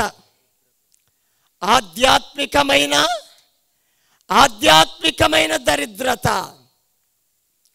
డబ్బుంది కానీ ఆధ్యాత్మికంగా ఎలాగున్నాం? దరిద్రులుగా ఉన్నాం. విశ్వాసములో మనం భాగ్యవంతులుగా లేం. విశ్వాసములో భాగ్యవంతులుగా ఉండాలి కదా. విశ్వాసములో మనం భాగ్యవంతులుగా ఉండాలి. యాకోబు పత్రిక 2వ అధ్యాయం, యాకోబు పత్రిక 2వ అధ్యాయం 5వ వచనం. నా ప్రియ సహోదరులారా ఆలకించుడి, ఈ లోక విషయములో దరిద్రులైన వారిని విశ్వాసమందు భాగ్యవంతులుగాను తను ప్రేమించు వారికి కదండి. విశ్వాసమందు భాగ్యవంతులు. మామూలుగా దరిద్రంగా ఉంటే తప్పులేదు, మామూలుగా దరిద్రంగా ఉంటే తప్పులేదు. దేంట్లో భాగ్యవంతులుగా ఉండాలి? ఇప్పుడు మనం ఎట్లా చూస్తున్నాం? ఈ పాస్టర్ గారికి కారు లేదు, 30 ఏళ్ళ నుంచి ఉంటే ఒక కారు ఉండద్దా? అట్లా ఉండాలని లేదు ఇక్కడ. విశ్వాసమంతో భాగ్యవంతులు. అపోస్తలుడైన పౌలు 3 ఖండాల్లో సేవ చేశాడు, అద్దె ఇంటిలో ఉండి చచ్చిపోయాడు. చదువుకోండి అపోస్తలుల కార్యముల గ్రంథం. అద్దె ఇంటిలో ఉండి చనిపోయాడు అపోస్తలుడైన పౌలు. అలాగైతే ఈ రాత్రి వినండి, ఏమండి? విశ్వాసమందు ఏమవ్వాలి? భాగ్యవంతులవ్వాలి. క్రీస్తునందు ప్రియ సోదరి సోదరులారా, ఈ రాత్రి ఆలోచన చేయండి. విశ్వాసములో దరిద్రంగా ఉన్నాం. మన విశ్వాసం ఎలాగుందంటే చాక్లెట్ల విశ్వాసం లాగా ఉంది. ఎవరైనా తండ్రి కొడుక్కి చాక్లెట్ ఇస్తే మా నాన్న మంచోడు అంటాడు. 2వ రోజు ఐస్ క్రీమ్ తీసుకొని వస్తే మా నాన్న చాలా మంచోడు అంటాడు. 3వ రోజు ఇంకా పెద్ద వస్తువు ఏదన్నా తీసుకుని వస్తే మా నాన్న చాలా చాలా మంచోడు, అందరికంటే మంచోడు. ఇలాగ మనం దేవుణ్ణి ఆరాధన చేస్తున్నాం. కానీ దేంట్లో దరిద్రంగా ఉన్నాం? విశ్వాసంలో దరిద్రంగా ఉన్నాం. విశ్వాసంలో ఏమవ్వాలి? అవునా? యేసు ప్రభు చెప్పాడు ఒక కథ. లాజరు అనే దరిద్రుడు, ఒక ధనవంతుడు, ఇద్దరు విశ్వాసులే. ఆ వ్యక్తి భౌతికంగా ధనవంతుడు, ఆధ్యాత్మికంగా దరిద్రుడు. ఈ వ్యక్తి ఏమో భౌతికంగా దరిద్రుడు, ఆధ్యాత్మికంగా ధనవంతుడు. ఎలా చెప్పగలం? వాడు చనిపోతే దేవదూతలు రాలేదు, ధనవంతుడు చచ్చిపోతే. ఈ పేదవాడు చచ్చిపోతే, ఈ కూడు లేనివాడు చచ్చిపోతే, ఇల్లు లేనివాడు చచ్చిపోతే కదండి. మనుషులు ఎవరు రాలా, మున్సిపాలిటీ వాళ్ళు ఇచ్చేసారు అనుకున్నాం. కానీ ఎవరు వచ్చారు? There is a grand welcome from heaven. పరలోకం నుండి గొప్ప ఆహ్వానం వచ్చింది. ఎవరికి? దరిద్రుడికి. ఎందుకో? విశ్వాసములో భాగ్యవంతుడు. అలాగైతే ఈ రాత్రి నేను ముగిస్తున్నాను. లవొదికయ సంఘాన్ని గురించి ప్రభు చెప్తున్నమాట, నువ్వు గుడ్డోడివి, నీవు దిగంబరుడివి, నీవు దరిద్రుడివి అని చెప్పి, నువ్వు బంగారం, తెల్లని వస్త్రం, కాటుక కొనుక్కో అన్నాడు. నేను ఇప్పుడు వివరించలేను, క్లుప్తంగా చెప్పేస్తాను కదండి. బంగారం అంటే ఏంటి? బంగారం అంటే ఏంటి? అమూల్యమైన ఈ విశ్వాసము కదండి. బంగారము కంటే అమూల్యమైన మీ విశ్వాసం శ్రమల వలన పరీక్షించబడుతుంది కదా అన్నాడు. విశ్వాసం దేంతో పోల్చబడింది? బంగారం. విశ్వాసం ఎవరిస్తారు? ఆయన ఇస్తాడు. ఆయన దగ్గరికి మనం వెళ్ళాలి. తెల్లని వస్త్రం కొనుక్కోమన్నాడు కదా. పరిశుద్ధత. పరిశుద్ధత ఎవరిస్తారు? ఆయనే ఇస్తాడు. ఆయన దగ్గరికి వెళ్ళాలి. మూడవది ఏంటి? కాటుక. అంటే కాటుక ఏం చేస్తుంది? కన్నులు బాగా చూడడానికి ఉపయోగపడుతుంది. వాక్యము కూడా కదా. వాక్యము నీ కన్నులకు వెలుగు, వాక్యము నీ కన్నులకు వెలిగిస్తుంది. విశ్వాసం, పరిశుద్ధత, వాక్యం కదా. నీవు ఆయన దగ్గర ఏం చేయాలి? కొనుక్కోవాలి. ఏమిచ్చి? ఏమిచ్చి? విశ్వాసం కాదు. ఏమి ఇవ్వాలి? డబ్బా? డబ్బు కాదు. ఏమి? నా కుమారుడా, నీ హృదయం నాకిమ్ము. అందుకు తడుతున్నాడు ఆయన. లవొదికయ సంఘం వెలుపల, లవొదికయ సంఘం కొరకు ప్రాణం పెట్టిన ప్రభు, లవొదికయ సంఘం కొరకు రక్తము కార్చిన ప్రభు, లవొదికయ సంఘం కొరకు తన ప్రాణాన్ని త్యాగం చేసిన ప్రభు, ఆ సంఘాన్ని ప్రేమిస్తూ ఆ సంఘము కొరకు ఇంకా ఆయన వెలుపల నుండి తడుతున్నాడు కదండి. తడుతున్నాడు. ఏమని తడుతున్నాడు? నేను తలుపు నొద్ద నిలుచుండి తట్టుచున్నాను. ఎవడైనా నా స్వరం విని తలుపు తీసిన ఎడల నేను అతని యొద్దకు వచ్చి అతనితో కూడా నేను, నాతో కూడా భోజనము చేయుదుము. ఈ రాత్రి వినండి, ఆల్టర్ కాల్ చెప్తున్నాను. ఈ రాత్రి ఆయన తడుతున్నాడు. నువ్వు దిగంబరుడు అని చెప్పాడు ఆయన. నీవు దరిద్రుడు అని చెప్పాడు ఆధ్యాత్మికంగా కదండి. నీవు గ్రుడ్డివాడని దేవుడు చెప్తున్నాడు. లవొదికయ సంఘాన్ని గురించి అదే చెప్పాడు. ఈరోజు కూడా అలాగే నేటి సంఘాలు ఉన్నాయి. అయితే అలా చెప్పిన ప్రభు, ఇదిగో తెల్లని వస్త్రం కొనుక్కో, బంగారు కొనుక్కో, కాటుక కొనుక్కో అని చెప్పిన ప్రభు తడుతున్నాడు. నీ హృదయం అనే వాకిల దగ్గర ఈ రాత్రి నిలుచొని తడుతున్నాడు. ఈ రాత్రి పరిశీలన చేసుకో. నీ ఆధ్యాత్మికమైన దిగంబరత్వాన్ని, నీ ఆధ్యాత్మికమైన గ్రుడ్డితనాన్ని, నీ ఆధ్యాత్మికమైన దరిద్రతను ఈ రాత్రి నీవు గుర్తు చేసుకో. ఆయన మాట్లాడుతున్నాడు. ఆయనని తడుతూ ఉన్నాడు. నేను తలుపు నొద్ద నిలుచుండి తడుతున్నాడు. ఎవరైతే నా స్వరం విని తలుపు తీస్తాడో నేను అతని యొద్దకు వచ్చి. అంటే ఏమని చెప్పాడు? మీ దిగంబరత్వాన్ని బట్టి, మీ దరిద్రతను బట్టి, మీ గుడ్డితనాన్ని బట్టి నాతో మీరు సహవాసాన్ని పోగొట్టుకున్నారు. మీరు నాతో సహవాసాన్ని పోగొట్టుకున్నారు కదండి. సహవాసం పోయింది. సంఘము అపవిత్రం అయిపోయినప్పుడు సహవాసం పోతుంది, సంబంధం పోదు. సహవాసం పోతుంది, సంబంధం పోదు. తిరిగి సంబంధం కోసం పిలుస్తున్నాడు. నేను తడుతూ ఉన్నాడు. నీవు గుర్తించు దిగంబరత్వాన్ని, నీవు గుర్తించు గుడ్డితనాన్ని, నీవు గుర్తించు దరిద్రతను. ఈ రాత్రి నీ హృదయాన్ని తలుపు తీస్తే నేను వస్తాను. ఎవరైనా 3 రోజుల క్రితం మీరు ధ్యానం చేశారే, కలువరి శిలువలో భూమికి ఆకాశన వేలాడుతీయబడినవాడు, అనేకుల పాపముల కొరకు చనిపోయిన ప్రభు నీ స్థానములో కలువరి శిలువలో వ్రేలాడిన ప్రభు నిన్ను విడిపించడానికి ఆయన చనిపోయి నిన్ను విడిపించాడు. నీ పాపములను ఆయన పరిహారము కలువరి శిలువలో ఆయన చేశాడు. నీ కొరకు ప్రాణం పెట్టిన ఆ ప్రభువు, నిన్ను ప్రేమించిన ఆ ప్రభువు ఇంకా ఇంకా ఈ రాత్రి కూడా నిన్ను ప్రేమిస్తూ ఆయన నీ హృదయ తలుపు తడుతున్నాడు. తీస్తారా? ఇంత వర్తమానం విన్న తర్వాత కూడా ఏంది మధ్యలో ఏం ఒక్క కథ కూడా చెప్పలేదు. నాకు చేత అవుతుంది, ఏం చేశాను? 30 ఏళ్ళు ఇట్లాగే బోధ చేశాను కదండి.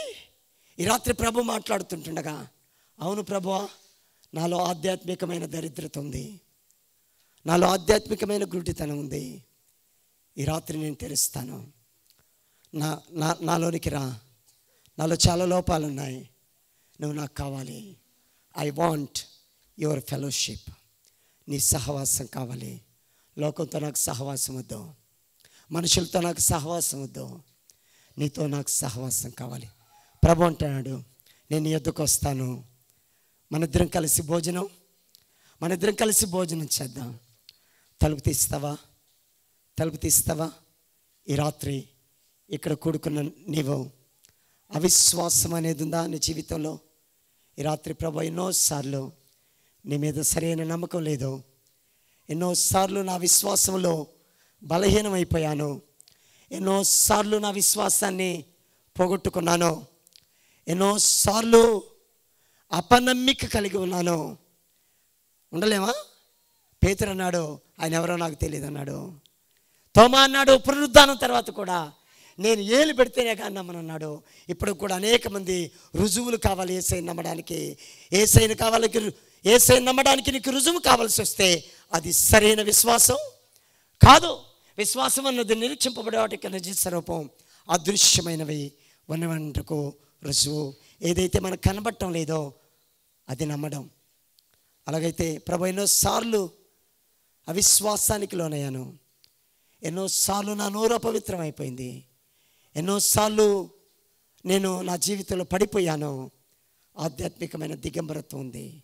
ఒకవేళ ఇంకా కూడా ఈ రాత్రి నీవు ఆధ్యాత్మికమైన దిగంబరత్వంతో ఉంటే, ఈ రాత్రి లవదికయ సంఘముతో మాట్లాడిన ప్రభు ఈ చివరి దినాలమంతా మాట్లాడుతుంటుండగా ఆలోచన చేద్దాం. రండి, ప్రార్థన చేసుకుందాం. ఈ రాత్రి ప్రభువుకు మన హృదయాన్ని ఇచ్చే ప్రయత్నం చేద్దాం. ఈ రాత్రి ప్రభుకి మన హృదయాన్ని ఇచ్చే ప్రయత్నం చేద్దాం. కళ్యాణ్ ఒక చరణం పాడతాడు. ఆ చరణం పాడుతూ ఉండగా మన హృదయాన్ని ప్రభువుకు సమర్పించుకుందాం.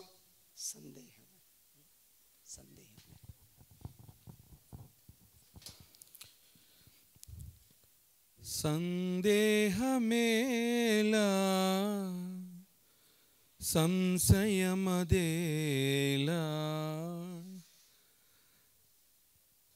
ప్రభుయేసు గాయములను పరికించి చూడు, గాయాలలో నీ వ్రేలు తాకించి చూడు. సందేహమేలా సంశయమదేలా, ఎందాక యేసుని నీవు ఎరుగనందువు, ఎందాక హృదయ నిలువమందువు, ఎందాక యేసుని నీవు ఎరుగకుందువు, ఎందాక హృదయము బయట నిలువమందువు. యేసయ్య సహనము తోడా చెలగాటమా, యేసయ్య ప్రేమ నీకు లోకువాయనా, యేసయ్య సహనము తోడా చెలగాటమా, యేసయ్య సిలువ ప్రేమ లోకువాయనా సందేహమేలా సంశయమదేలా. ఈ రాత్రి ఇంకా నీ హృదయం బయటే ప్రభు నుంచి వెళ్ళిపోతావా, లేక ఈ రాత్రి సంపూర్తిగా నీవు అప్పగించుకొని వెళ్తావా? రేపు నీది కాదు, మరొక క్షణము కూడా నీది కాదు. ఉదయకాలం బస్సులో వస్తూ ఉంటే ఒక అబ్బాయి 15 సంవత్సరాల అబ్బాయి హార్ట్ అటాక్తో చనిపోయాడని బస్సులో మాట్లాడుకుంటున్నారు. దిగంబరుగా చనిపోవడం దేవుని చిత్తం కాదు, గ్రుడ్డివాడుగా చనిపోవడం దేవుని చిత్తం కాదు. లేకపోతే నీవు దరిద్రతలో చనిపోవడం దేవుని చిత్తం కాదు. ఈ రాత్రి అప్పగించుకుందాం, ప్రార్థన చేద్దాం. పరిశుద్ధుడైన మా తండ్రి, మీకు వందనాలు, స్తోత్రాలు చెల్లిస్తున్నాం. ఈ మొదటి రాత్రి గ్రేస్ పెంతెకోస్తు మహాసభలలో మీరు అందించిన నిర్మలమైన మీ వాక్యముకై మీకు స్తోత్రాలు, వందనాలు చెల్లిస్తున్నాం. పలకబడిన మీ మాటలు వినిన వారి హృదయాలలో ఫలింపచేయండి. ఈ రాత్రి వారి జీవితాలను మీకు అప్పగించుకోవడానికి సహాయం చేయండి. అల్పుడను నిష్ప్రయోజక దాసును మీ మాటలు పలకడానికి వాడుకున్నారు నాయన. అందుని బట్టి మిమ్మల్ని స్తుతిస్తూ, మీరు నాకు ఇచ్చిన సమయాన్ని బట్టి కృతజ్ఞత చెల్లిస్తూ, సమస్త స్తుతి ఘనత మహిమ ప్రభావములు మీకే ఆరోపిస్తూ, చేరి వచ్చిన ప్రతి వారిని జ్ఞాపకం చేసుకోండి. మిగిలిన 3 దినాలు కూడా మీ నామ మహిమార్థమై మీ వాక్యము సమృద్ధిగా వెదజల్లబడ్డానికి, గొప్ప ఉజ్జీవం ఈ ప్రాంతంలో రావడానికి సహాయం చేయమని ఈ రాత్రి మీ కృపకు అప్పగించుకుంటూ యేసు నామములో ప్రార్థిస్తున్నాం మా తండ్రి, ఆమేన్. మంచిది ప్రియులరా, ఈరోజు చక్కగా దేవుడు అన్ని వసతులను చక్కగా దేవుడు మనకు అనుగ్రహించాడు. మొదటిగా కరెంటు ఉంటుందా లేదా అని కొద్దిగా టెన్షన్ పడుతున్నాం. ఎందుకంటే మేము జనరేటర్ కూడా ఏర్పాటు చేయలేదు, దేవుడు సహాయం చేశాడు ఏమ్మా. రెండోది, ఆర్కెస్ట్రా పెట్టలేదు, ఎట్లా అవుతుందా ఏంది అని చెప్పి కొద్దిగా టెన్షన్ పడ్డాం. అది కూడా దేవుడు సహాయం చేశాడు. చక్కగా మంచి మ్యూజిక్ డైరెక్టర్ మాధవ్తో చక్కగా పాటలు పాడడానికి అవకాశం కల్పించాడు. సరే మంచిది. రేపటి నుంచి 3 దినాలు మైటీ పోరస్ గారు వాక్య సందేశాన్ని అందిస్తారు విశాఖపట్నం నుంచి. గత సంవత్సరం కూడా 3 దినాలు మనకు వాక్య పరిచర్య చేశాడు సారు. బైబిల్ ప్రొఫెసర్ చక్కగా వాక్యాన్ని అందిస్తారు కనుక మీరందరూ తప్పకుండా రండి. రెండో విషయం, మీరు ఇంకొకరిని కూడా తీసుకురండి, సమరస్త్రీ పాత్ర పోషించండి. ఊర్లోకి వెళ్ళి అందరినీ తీసుకొని వచ్చింది, కనీసం ఆ పని అయినా మనం చేద్దాం. మా దువ్వూరు గ్రామం అంటే నాకు ఎందుకు ఇష్టం అంటే, మనం చక్కగా మీటింగులు పెడితే 3 సంఘాల వాళ్ళు, 3 కాదు 4 సంఘాల వాళ్ళు కలిసికట్టుగా కూర్చొని సార్వత్రిక సంఘాన్ని తలపించేటట్టుగా మన మధ్య సంబంధం, ప్రేమ అలా ఉంటుంది. ఈ ప్రేమ అనేది ఒక దువ్వూరే కాదు, మన మండలం అంతా విస్తరింపజేయాలని నా ఉద్దేశం. మీరు చర్చిలో మీటింగ్ పెట్టుకోండి, మేము చక్కగా ఆటో వేసుకొని వచ్చి మీ వాక్యం విని ప్రేమతో మిమ్మల్ని సంతోషిస్తాం.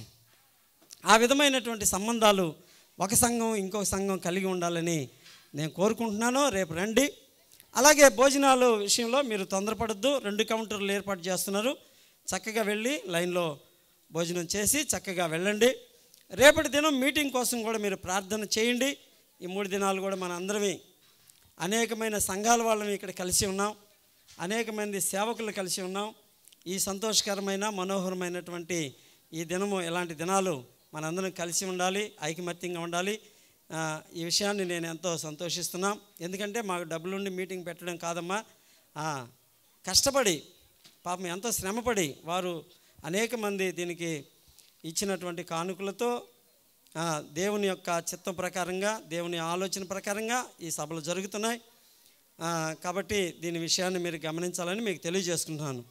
మంచిది. మన మధ్యలో తండాయిలో సేవ చేస్తున్నటువంటి దైవ సేవకులు గంటా దానియాల్ మా సోదరుడు. ఆయన వచ్చి చివరి ప్రార్థన చేస్తుండగా ఆశీర్వాదంతో ఈ కార్యక్రమాన్ని మనం ముగించుకుందాం. చిన్న ప్రార్థన చేసుకున్నాం. పరిశుద్ధుడా, ప్రేమ కలిగిన తండ్రి, జీవాధిపతి స్తోత్రాలు. ఈ అంత్యకాల సమయాల్లో అయా సంగమును దిగో తండ్రి ప్రభు మీరు సిద్ధపరిచి మీరు రాకడలో అయా దిగో తండ్రి ప్రభా కొనుపోబడి నిమిత్తమై ఈ దినక రాత్రికాల సమయం ముందు నిలబడిన మీ దాసులను అభిషేకించినందుకై స్తోత్రం చెల్లిస్తూ ఉన్నారు. మీరు బలపరిచినందుకై స్తోత్రాలు. అవును తండ్రి, మీ సన్నిధిలో అయ్యా ఈ కాలంలో సంఘానికి ఏదైతే అవసరమో అయ్యా మీరు అది మీరు పలికినందుకై స్తోత్రాలు చెల్లిస్తూ ఉన్నాం. అవును తండ్రి, లవోదయక సంఘాన్ని ఉద్దేశిస్తూ అయ్యా హెచ్చరిక జారీ చేసేందుకై స్తోత్రాలు చెల్లిస్తున్నాం. అవును తండ్రి, మీరు ప్రేమించి స్వీకరించి ప్రతి ఒక్కరిని హెచ్చరిస్తారు. ఈ హెచ్చరికకు ఏ ఒక్కరు కూడా అయ్యా మీ సన్నిధానంలో ఈ హెచ్చరికకు ఏ ఒక్కరు కూడా సనికి కొనుక్కున్న వ్యక్తులుగా కాకుండా మనస్ఫూర్తిగా వాక్యాన్ని తండ్రి హృదయంలో స్వీకరించిన వారై మీ సన్నిధిలో గుడ్డితనం పోగొట్టుకోగలుగుటకు సహాయపడమని వేడుకుంటూ ప్రాధేయపడుతున్నాం. ప్రభా మీ స్తోత్రాలు. అయ్యా అదిగో మీ సన్నిధానంలో కనికర స్వరూపుడా అయ్యా అదిగో అవిశ్వాసమును కూడా తండ్రి ప్రభు పోగొట్టుకున్న వారై ఒక సంపూర్ణమైనటువంటి విశ్వాస సంబంధమైన జీవితం ప్రభు మీకోసం జీవించగలుగుటకు మీరే కృప ప్రసాదించమని వేడుకుంటూ ప్రాధేయపడుతున్నాం. ప్రభా మీ స్తోత్రాలు. ఆధ్యాత్మికమైనటువంటి దారిద్ర్యాన్ని కూడా మీరు తొలగించి ఆత్మీయతలో ఐశ్వర్యవంతులుగా మీరు మార్చి కృప కణికవంతు మీరు నింపి అయ్యా పలకబడుతున్న ప్రతి ఒక్క మాట ప్రతి ఒక్కరు హృదయ పంతరం కూడా మీరు నాటి నీరుగట్టు ఫలభర్తికరంగా మీరు మార్చి సంఘమును ఎదుగోతని మీరు రాకడ సిద్ధపరిచి మీ నామానికి మహిమ తెచ్చుకోమని వాక్యం అందించిన సావుకులు కూడా మీరు జ్ఞాపకం తెచ్చుకోనండి. అమూల్యమని మీ కృప చేత మీరు నింపండి. ఇంకా జరగబోతున్న రాత్రులను కూడా జ్ఞాపకం తెచ్చుకొని నిలబడి మీ దాస్తులను అభిషేకించి బలపరచండి.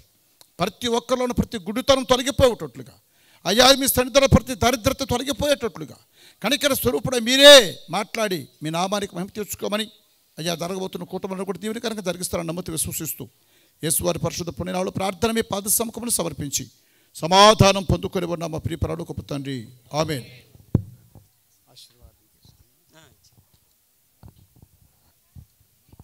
మన పరమ తండ్రి అయిన దేవుని యొక్క ప్రేమ, రక్షకుడైన యేసుక్రీస్తు వారి కృప, పరిశుద్ధాత్మ దేవుని అన్యోన్య సహవాసము, ఆయన సన్నిధి, కాపుదల, భద్రత, నడిపింపు, క్షేమము చేరువచ్చిన బిడ్డలతోనూ రాలేకపోయిన వారితోనూ సార్వత్రిక సంఘముతోనూ సకల పరిశుద్ధులతోనూ ప్రాముఖ్యంగా ఈ యొక్క కూటమిలో ఏర్పాటు చేసినటువంటి పెంతెకోస్తు సంఘములతోనూ జరగనైనటువంటి 3 దినాల సభలకును ఇప్పుడు ఎల్లప్పుడూ సదాకాలముతోడే నడిపించి బలపరచునుగాక. ఆమేన్.